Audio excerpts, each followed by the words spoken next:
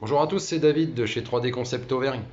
Si vous vous souvenez, je vous avais fait, j'avais publié une première vidéo du kit Fight Sec avant montage, à réception colis, etc. Je vous avais dit que je vous ferai un petit retour. Le retour se fait longtemps après, parce que j'ai quand même eu pas mal de galères avec ce kit. Mais attention, ça ne veut pas dire que c'est un mauvais kit. Donc là, je vais vous faire un petit retour très très très sommaire.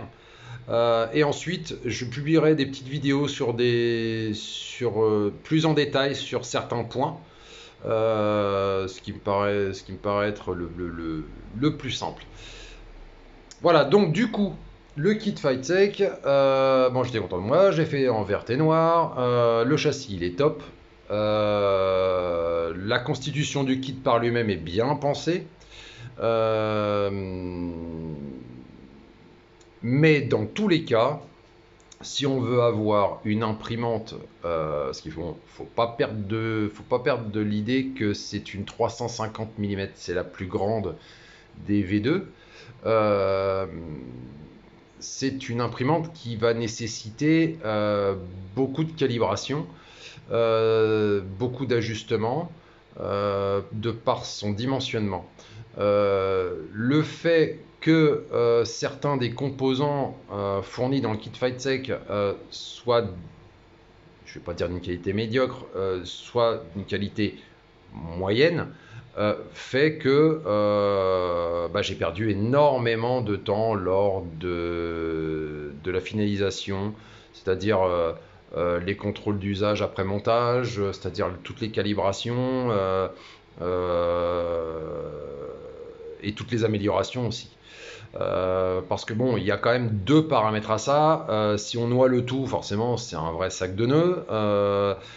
Le premier paramètre le plus important, c'est la qualité produit, la qualité du kit, bien sûr. Le deuxième paramètre, concerne tout simplement vos connaissances. Les connaissances dans l'Avoron. Si c'est son premier build, c'est pas évident, parce que moi aussi j'ai énormément galéré. Euh, bien se renseigner sur tous les modes utiles, voire obligatoires, euh, avant son premier montage. Ça, c'est vraiment capital. Échanger un maximum sur le Discord, parce que les gars, franchement, les gars sont des Formule 1. En plus, ils sont gentils comme tout. Ils vont vous aider du mieux qu'ils peuvent. Ils vont vous conseiller surtout du mieux qu'ils peuvent. Donc, du coup, première étape, je vous fais un peu la chronologie du truc. Bon, vous avez pu voir, hein, je suis une petite société qui est basée en Auvergne, je fais de l'impression 3D et différentes choses. Donc du coup, premier projet, l'achat. Ensuite, deuxième étape, montage. Et troisième étape, test et calibration. Eh bien, lors de la calibration, on se rend compte qu'effectivement, ouais, il y a pas mal de trucs qui merdouillent.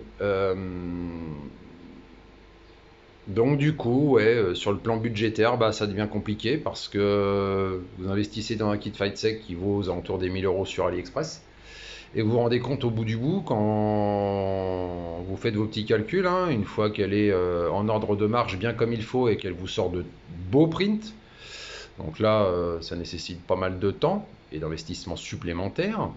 Vous vous rendez compte, quand vous tirez un trait en bas de page, que tout ajouté, vous êtes à quasi 1500 €. Donc oui, j'y ai ajouté entre 4 et 500 € par rapport à son prix d'achat. Euh, pour diverses raisons. Pas parce que le matériel était foncièrement de mauvaise qualité, mais parce que le tout cumulé, le remplacement de certains composants qui étaient un petit peu faiblards à mon goût, l'ajout de certains modes qui sont véritablement nécessaires et obligatoires, enfin non, je vais le dire, obligatoires, font que oui, on y met des sous en plus.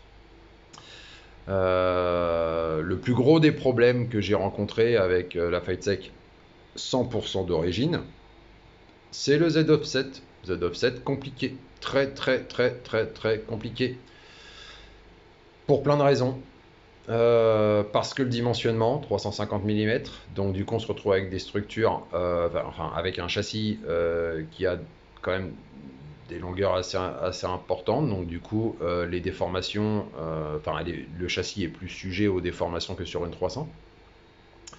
Le fait qu'elle soit fermée fait qu'à l'intérieur, si vous l'isolez bien comme il faut au montage, vous montez à 45-50 degrés, bah forcément, bah, tout ce qui est à l'intérieur va se déformer. Donc toutes les structures 20-20 en aluminium vont se déformer. D'ailleurs, il y a un excellent article sur le Git par rapport à ça qui vous conseille fortement d'investir dans ce qu'on appelle des backers. Ces backers, ce sont, ces petits renforts-là pour éviter la déformation des profilés 20-20 sur le portique. Donc vous en avez 3.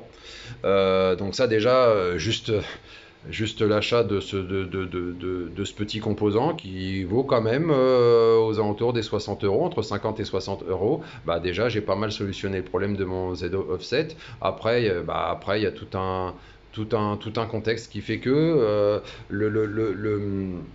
le capteur de proximité qui est fourni de série, qui est un capteur Omron ou bien Photech, alors moi c'était un Photech qui était le genre en dessous, c'est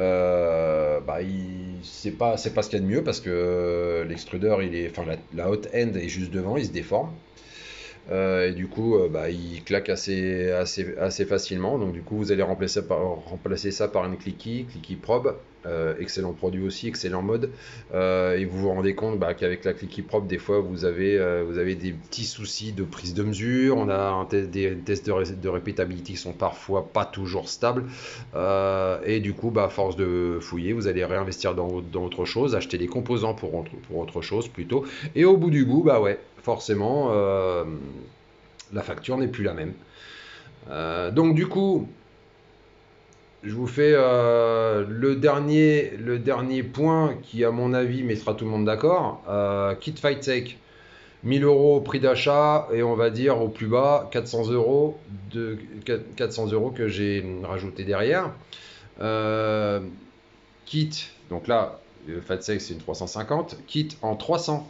Kit en 300 entièrement sourcé, et je suis à quasiment entre 1600 et 1700 euros.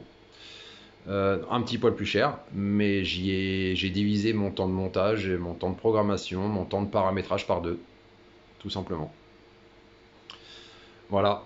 Donc du coup, c'était un petit bilan très sommaire.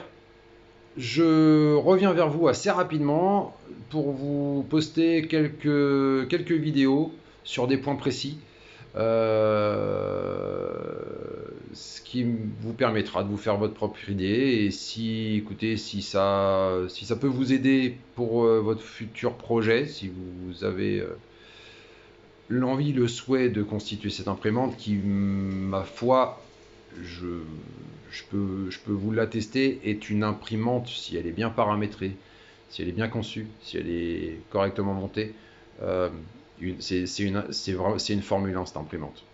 En termes de vitesse d'impression, c'est impressionnant. Impressionnant. Voilà, écoutez, à la prochaine vidéo qui arrivera très vite, je pense. Et puis, sur ce, je vous souhaite, portez-vous bien surtout. Et merci d'avoir visionné cette vidéo. Au revoir à tous.